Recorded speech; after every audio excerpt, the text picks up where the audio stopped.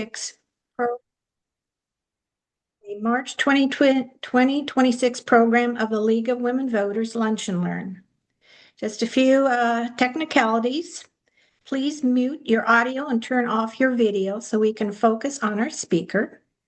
We use the chat function for questions, so please type your remarks there. We will monitor the chat and relay questions to our speaker. I'm Paula Urich, and I'm the chair of the Lunch and Learn Committee.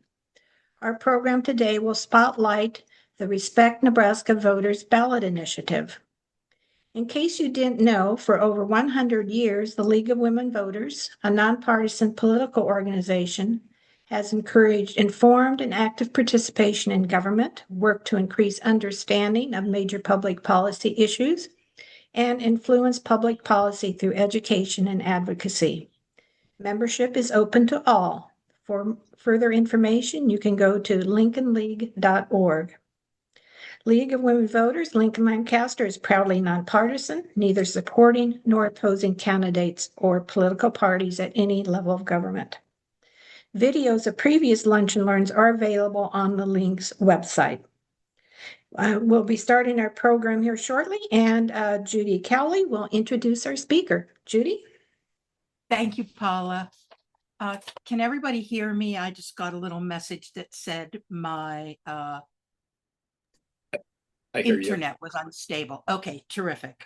Our guest today is here to talk about the current ballot initiative effort, Respect Nebraska Voters, a coalition of nonprofit and advocacy organizations formed in response to some state government officials who are disregarding Nebraska citizens' preferences on several recent ballot initiatives.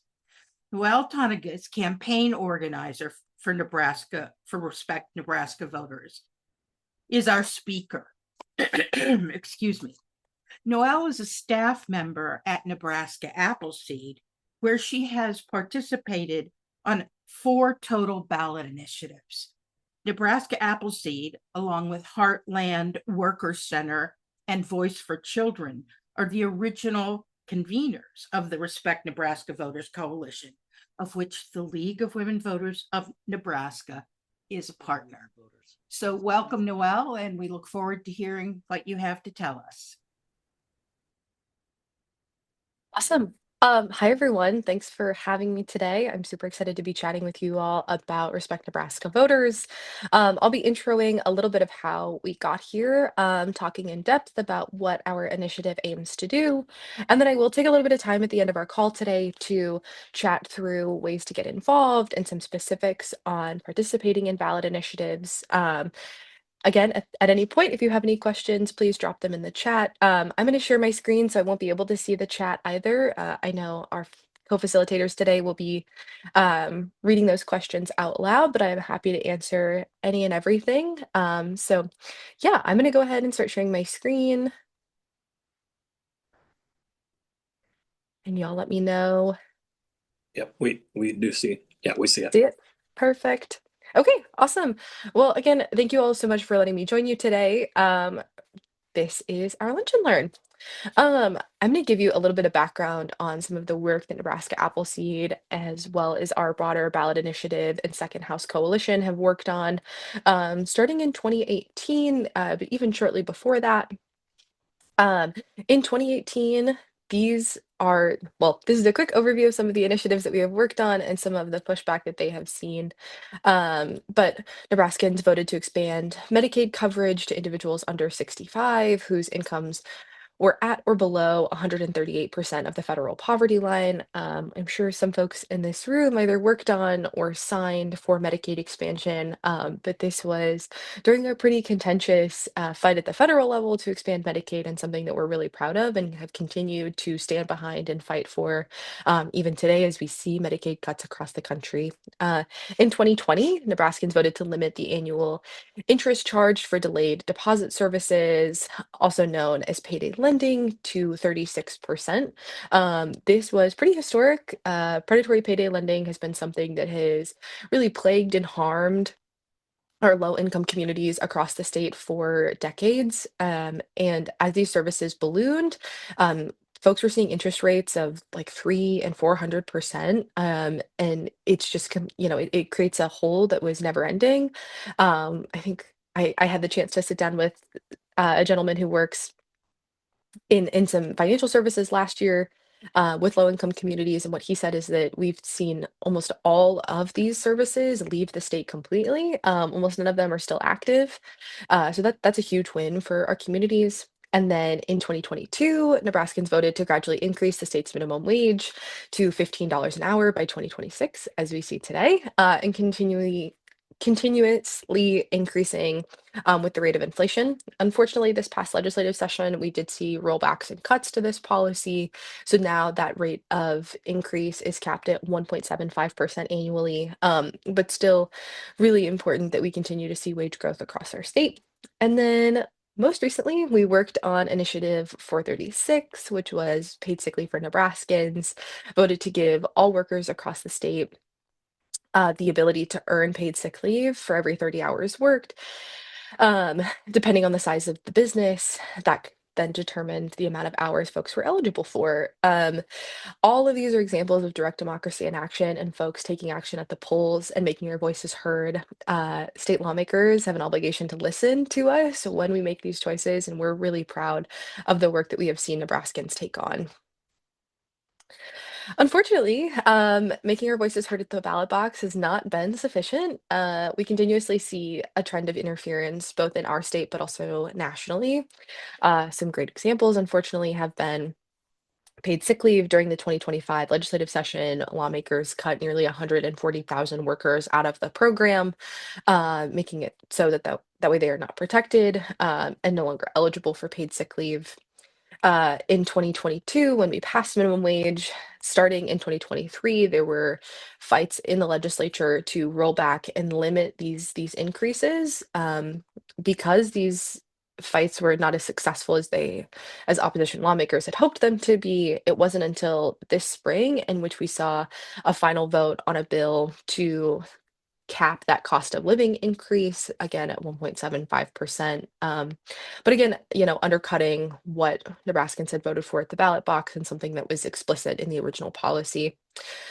Now, those are core issues that we have touched, but other groups across the state have also worked on important policies, including medical marijuana and school vouchers. Medical marijuana has seen pushback in the legislature, severely limiting patients' access through burdensome new requirements. And school vouchers, they attempted two referendums and have still seen pushback from our governor attempting to voluntarily enroll the state in a federal voucher program. We know clearly that this violates what Nebraskans have voted for at the ballot box. And then beyond these initiatives, we've also just seen a national trend of hostility. We've seen a number of attacks on the direct democracy process itself. In 2025, we saw nearly 148 bills across the nation with the purpose of restricting ballot measures.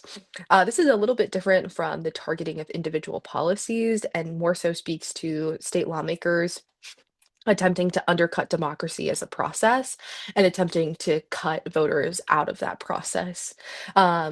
These attacks have looked different in different places. Some of them have been so extreme that, the ballot initiative process has been rendered almost completely useless. Other times we've just seen certain members of the community removed or disenfranchised from participating and voting on ballot initiatives. It really runs the gamut. But we know that any attempt to limit direct democracy limits voters' power. And that's really unfortunate and something that we're trying to fight back against. And this is how we're doing it. We have proposed a Respect Nebraska Voters constitutional amendment. Our amendment is sort of twofold. It has first this core idea of changing the number of state lawmakers required to overturn and alter initiatives from a 2/3 vote to a 4/5 vote in the legislature. That is roughly 33 votes currently to 40 votes if we are successful. We really think that requiring such tremendous amounts of collaboration from lawmakers to make modifications to voter approved initiatives is something that will make this process safer and more respectful long term. Additionally, this will require the same 4/5 threshold to pass new laws affecting the initiative and referendum process and places additional protections around the people's ability to bring initiatives. Again, we know that by protecting direct democracy as a principle, we are protecting the policies that it helps provide as well. Are there any questions about the amendment itself or what it aims to do?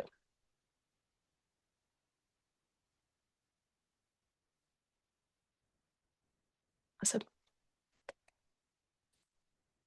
Okay, I do start wanna touch base on direct action. These ballot initiatives are only possible through all of us going out and collecting signatures, helping put these issues on our ballot, but also talking to friends and family, making sure that they are aware of these issues, making sure that they can answer questions and feel comfortable when they go cast their ballot in November. So big picture, who can collect signatures?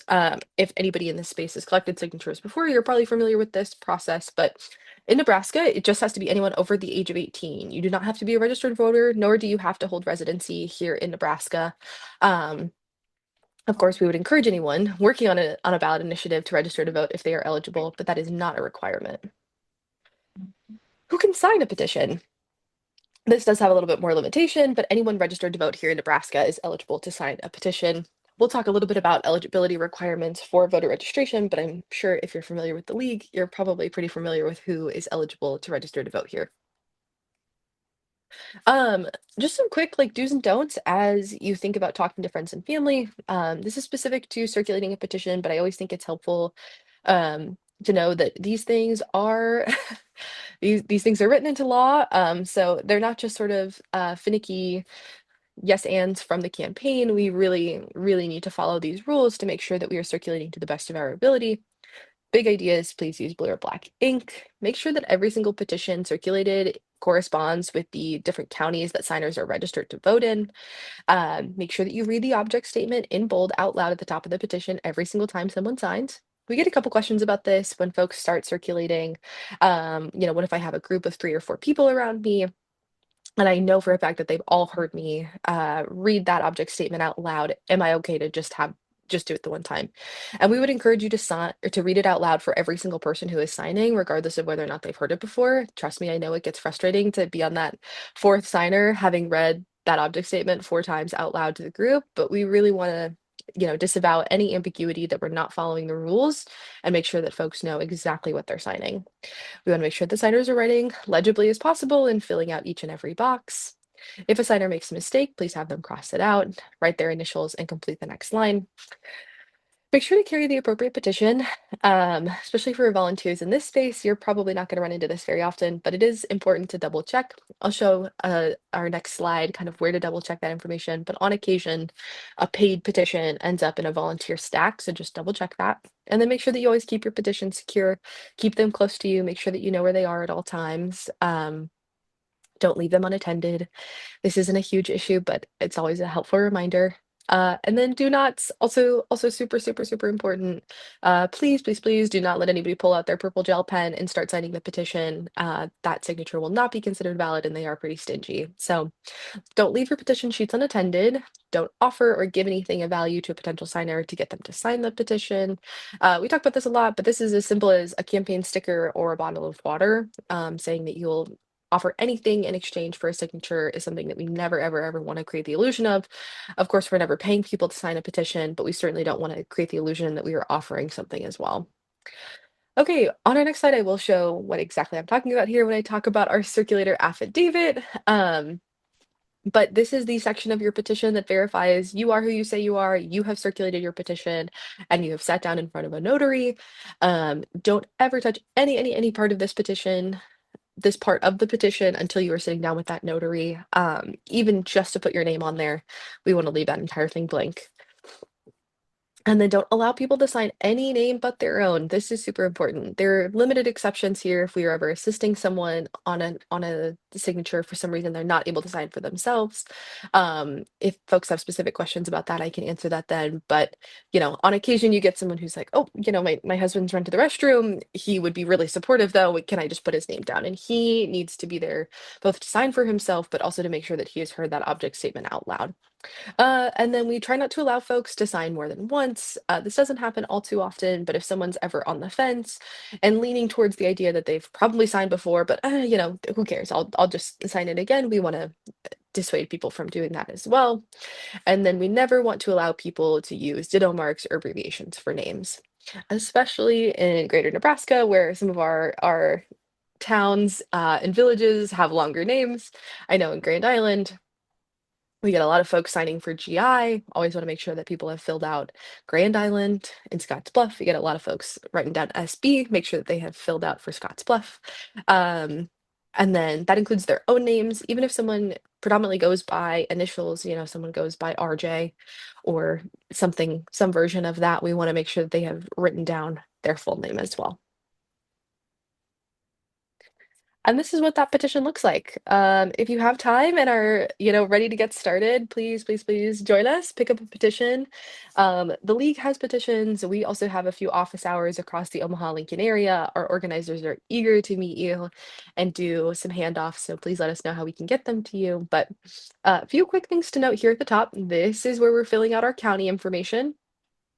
This is going to look different in every county, but predominantly here in Lancaster, we're making sure that this says Lancaster at the top. If someone is not registered to vote in Lancaster County, I always ask. I always like to stop folks and say, hey, are you registered here? Where are you registered? So, maybe someone's registered in Saline County, making sure that we fill this out. Maybe it's Saunders, making sure that we fill out the appropriate county here. This is the area where we're just going to double check if I'm volunteering with the campaign. I'm holding on to a volunteer petition. Right in this area, this is either going to say paid or volunteer. And then these are just some examples of things that have been done well and things that have been done not so well. Right here at the end, this is a full name, printed date of birth, complete address, including apartment number, and then village or zip code, making sure that people include all of this information. On our newer petitions, these two boxes don't exist. They are not broken up in the same way, so folks will leave off that city or zip code, so just always double check and make sure that they have included those. We can see some ditto marks here. Someone, lives at the same address, making sure that they fill out all of that information as well. Yeah, and then down here, I think this is an important call out, but making sure that people fill out all of this information. On occasion, someone's like, yes, I'm supported, but I don't want to put down all of that information. I don't feel comfortable giving it to you. We understand that, but we also understand that this is the only way to verify someone is a registered voter in Nebraska. If we don't have this, the Secretary of State is not going to accept this signature. I reiterate that to folks. It's totally okay to let them know, I sympathize with your concern, but it's important that we have all this information so we can verify that you're a registered voter. And if they still choose not to fill out this information, then you just have them cross out that first name and write down that initial. Okay, this very bottom part, this is our circulator affidavit. This is how we verify that you are who you say you are, that you have circulated your petitions. This green part, this is what you're going to fill out. And you're only ever going to do this in front of a notary. The campaign is stacked full of notaries. If you cannot get to one of us, though, you are more than welcome to stop by a post office, library, local bank, anywhere that might typically have a notary for you and get this filled out as well. They can also answer any questions for you. Sorry, y'all, I keep hitting that button. But yeah, at this very bottom part, you're never going to touch this. Only your notary will, and they'll know how to fill this out. Awesome. Okay, well, if folks want to take a second and scan either of these QR codes, I can also throw our website in the chat. These are the two best ways to get involved. Our campaigns do primarily provide digital and virtual updates because we can do that in real time. We do have an emailing list to get involved and get updates from. Super helpful. We're sending out emails every 7 to 10 days to talk about upcoming opportunities to join us to collect signatures, but also just so you can kind of stay plugged in with where we're at and how we're progressing. Today marks our 17 weeks to turn in, which is really exciting. It also means that we have a ton of groundwork to do over the next 4 months, and we can use all the help we can get. Okay, are there questions about what we're doing and how we're doing it?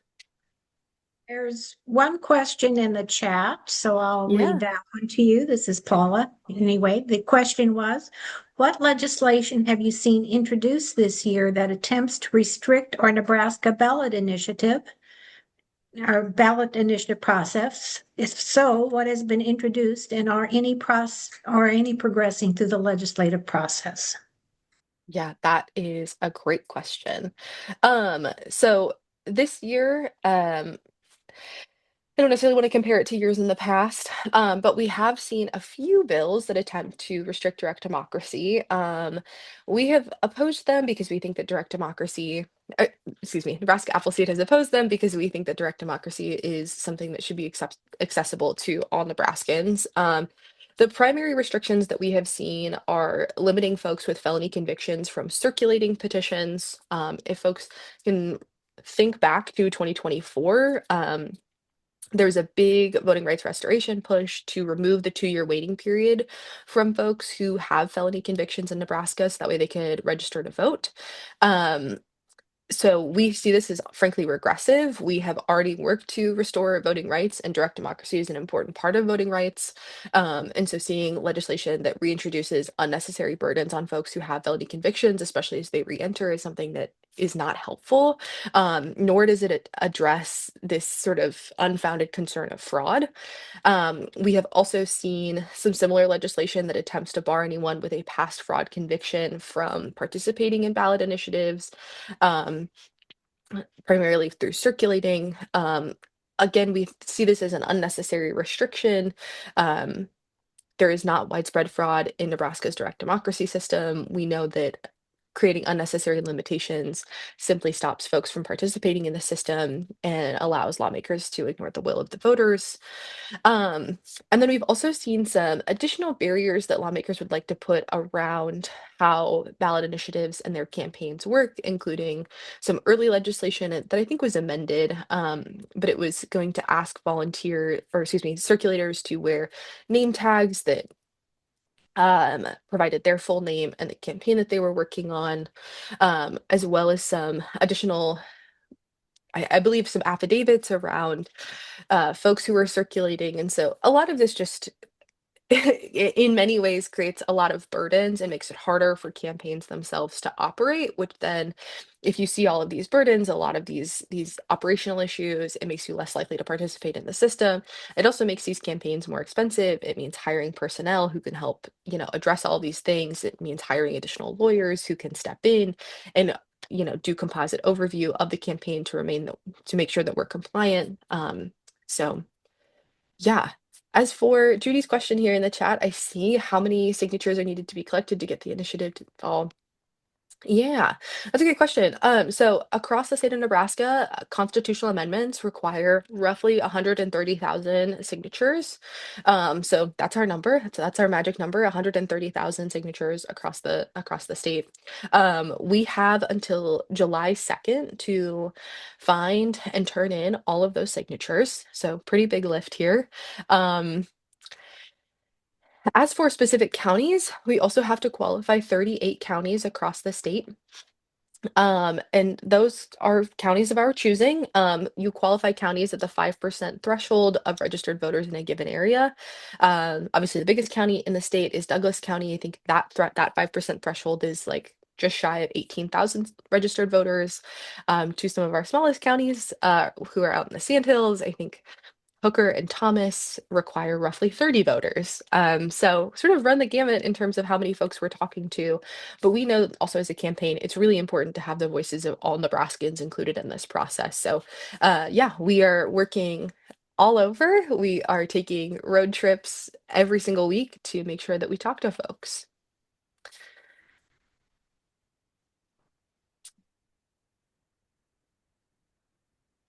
That's a good question. Currently, there is not a retroactive action attached to this initiative. So what has been modified has been modified. But moving forward, any initiatives passed after Respect Nebraska Voters, if we're successful, is successful. That is when we will see, hopefully, these protections kick in, and see long form protection of the process as well.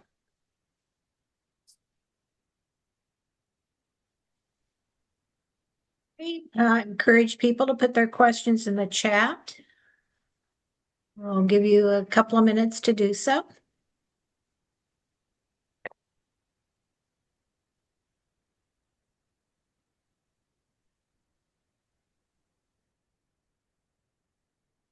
And while you're considering your questions, I put into the chat that the league has a first Saturday coffee every month. And this month, it's this Saturday, Scott Larson, our co-secretary, is a notary, and he will be at the coffee from 9 to 10:30 at the Unitarian Church at 6300 A Street, and all are welcome. If you have petitions that you've had signed, you can bring them and have Scott notarize them for you. We have a couple of more questions here, Noel. Yeah. I'll start with Randall's question here in the chat. This is a totally valid question, and I think important to keep in mind is we often talk about the phases of our campaigns. I'm gonna back up a little bit. So we are currently in our signature collection and qualification phase of all of our campaigns. Once we turn in July, we will be in what we consider our Get Out the Vote campaign, part of the phase, excuse me, Get Out the Vote phase of our campaign. And that will run through November. And then anything November on is considered part of our implementation phase. And as far as additional legislation needed to support this initiative, this is a constitutional amendment. So it will be a part of the Nebraska Constitution protecting the People's Reserved Initiative and referendum powers. So there should not be any additional legislation needed to implement because all this does is stop lawmakers from undercutting the initiative process itself or require a 4/5 vote of the legislature to make those changes. So if they want to bring new legislation to change or modify ballot initiatives, they will have to gather 40 votes in the House. If they're not able to do that, then these bills won't pass. So that's kind of what implementation will look like. It'll be very similar to the process we see today. Just currently, they are required to get 33 votes. This changes it to 40. Do you see us going back to collect signatures to put the minimum wage back in place? That's a good question. I think what's important to note is that the Nebraska minimum wage is still $15 an hour, and there is still an annual inflationary increase that is in effect. It was just capped. So previously it was attached to CPI, or the Consumer Price Index, which over the last 10 years has fluctuated between roughly 2.5% to 3%. This caps the inflationary increase at 1.75%. So we will continue to see increases to the minimum wage. After 2026, if this initiative is successful, if they want to claw back any more of that inflationary increase, they will also have to get 40 votes because it is an amendment to what was originally a ballot initiative. Can I fill out most? Yeah, especially, Linda, this is a great question. Especially if someone is not able to sign for themselves, I know, for any number of reasons, especially folks who like have difficulty signing. It's definitely something that we encounter. Um, Either a circulator or, someone close, especially a spouse, is welcome to sign for that person. There are some additional steps that have to be taken, including initialing and describing that this was an assisted signature. So we can, if you have specific questions about what that looks like, that's one that's a little bit easier to chat through in person when I can show you a full petition. But that is something that we can make happen. Yeah, if you want to donate to the ballot committee, I would encourage you to go right to Respect Nebraska Voters. I can throw our website in the chat as well.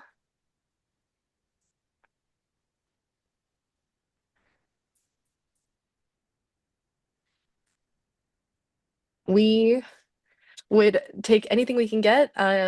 All of those dollars help us make our way across the state of Nebraska, help us connect with more voters. So that this is a huge support if possible. Yeah, Gail, we have a full circulator packet as well. If you're interested, I will share this back with Judy so we can share it with you all. That circulator packet includes some commonly asked questions. Feel free to take a look through it, especially as folks have specific questions, you're more than welcome to use that as a reference. If you get the same question from a couple folks, I also encourage anybody in this space to come back to myself, our campaign manager, Jody, or the league and share those questions. It's super important that we stay plugged in, especially as things change. Um, we know that these ballot initiatives often see opposition, and sometimes that opposition is organized and they have their own message. And if that becomes an issue, we want to know about it as soon as possible. So we can definitely share that circulator packet with you all.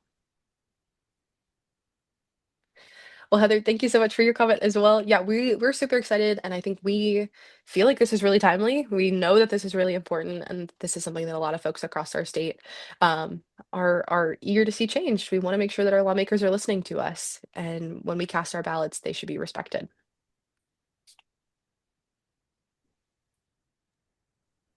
Noel, is it possible for you to put the link to the circulator packet in the chat? Yes, it is a PDF, so I have had a little bit of a difficult time sharing it this way, but I'm going to try it again and y'all let me know if you can see it. Okay, and in the meantime, I will put my email address in the chat. Anybody who would like to see that circulator package, just shoot me an email and I'll send it to you if this doesn't work. Yeah, if folks could try to open that up. Tell me if you can see it, if you have it.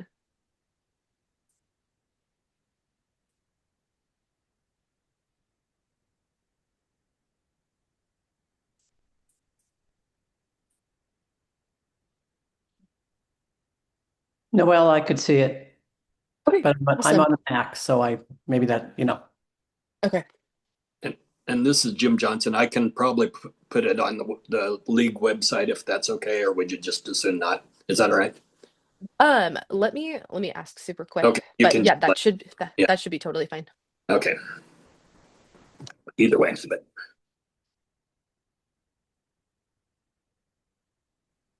I can open it also, but my email is there. This is Judy. While I'm waiting to see if there's any more questions to be posted, I'll share an announcement about our next Lunch and Learn. It will be April 2nd, and our speaker will be Caitlin Cass, and she will be speaking on her book, Suffrage Song. And this presentation will sort of set the stage, pardon the reference, but anyway, we have a special event at the Lead Center coming up in May.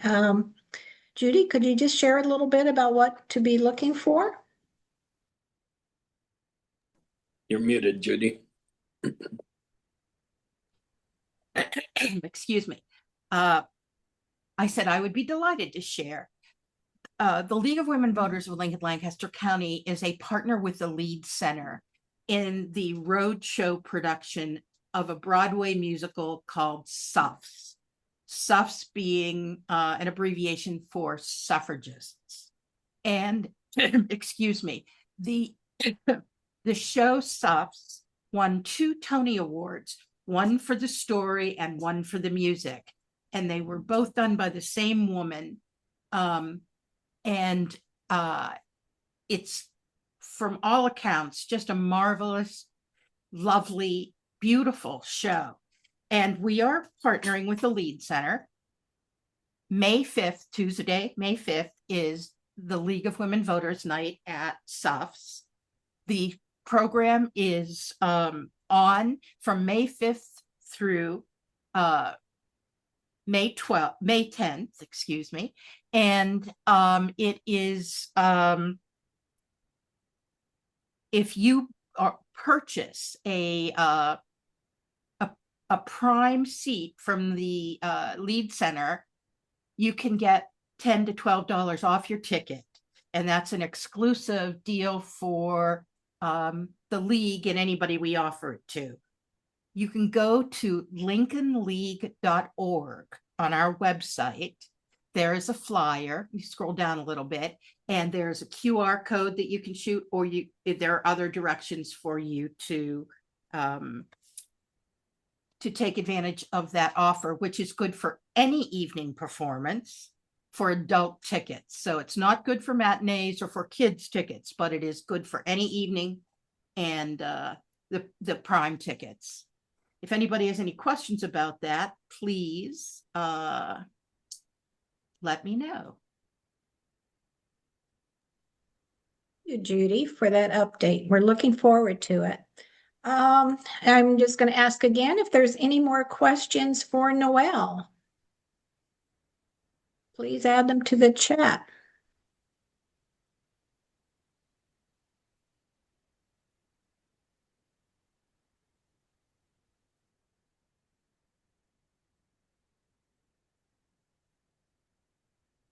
Well, Noel, I think you must have done a pretty good job of going over everything. I don't see much showing up in there.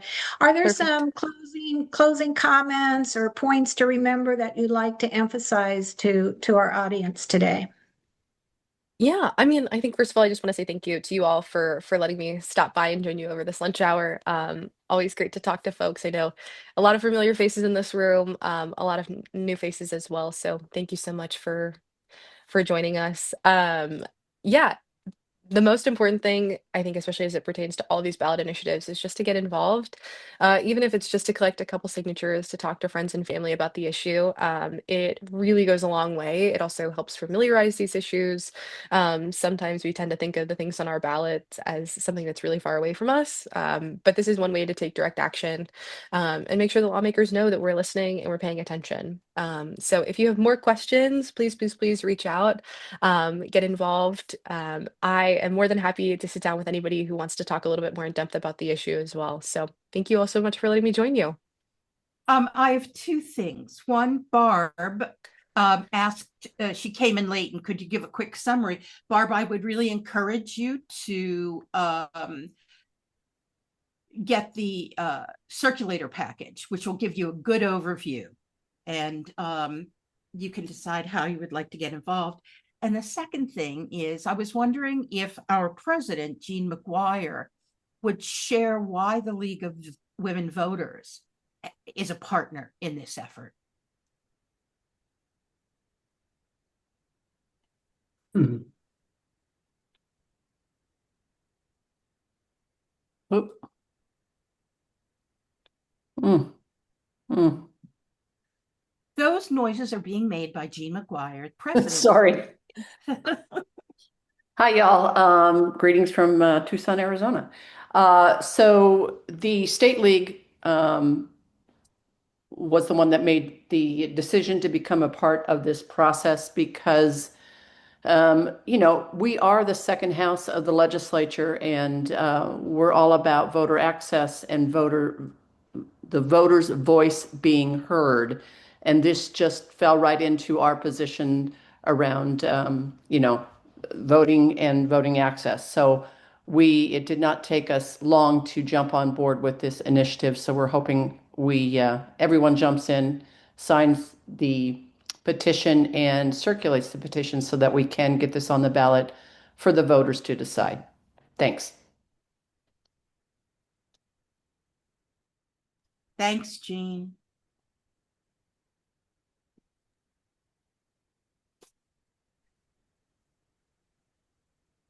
Diane asked a question, Noel. How was it Yeah. decided on 4/5? Yeah, that's totally valid question. Some of this is modeled language and experience that we have seen across the state.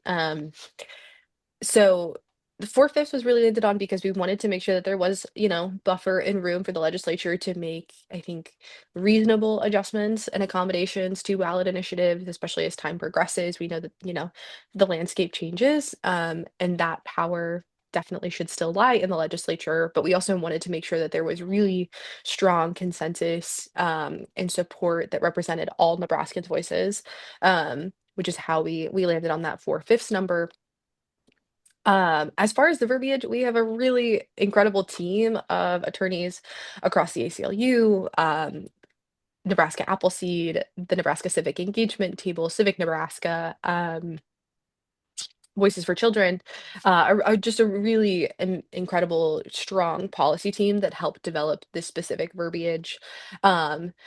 It also, there's a little bit of back and forth between the Nebraska Secretary of State and groups that put together the ballot committees. So this was something that we primarily organized and then received a little bit of feedback from the Secretary of State to make some final adjustments and tweaks, but something that we are really proud of and think will be really strong in strengthening democracy for Nebraskans.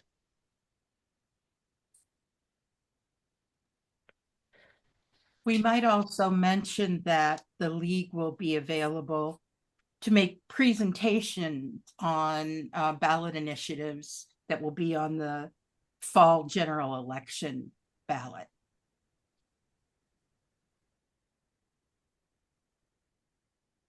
So that's a good reminder to stay tuned to our upcoming Lunch and Learns, because we will have presentations coming up in preparation for that, as well as after the election, we hope to have some feedback on how things went. So, okay, any more questions or anything else anybody would like to share?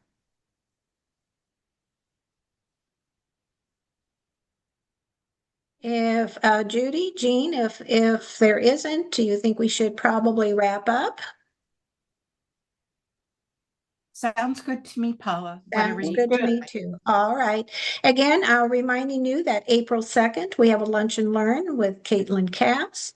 And at this point, again, I'd like to thank Noel for all that she shared with us, taking the time to give us all this information, all the work that Appleseed and the other partners are doing to make this ballot initiative hopefully quite successful. And thank you to all of you who've joined us today. We appreciate you having be a part of our monthly Lunch and Learn. So thank you. There's no more questions. I'm going to bid everyone adieu.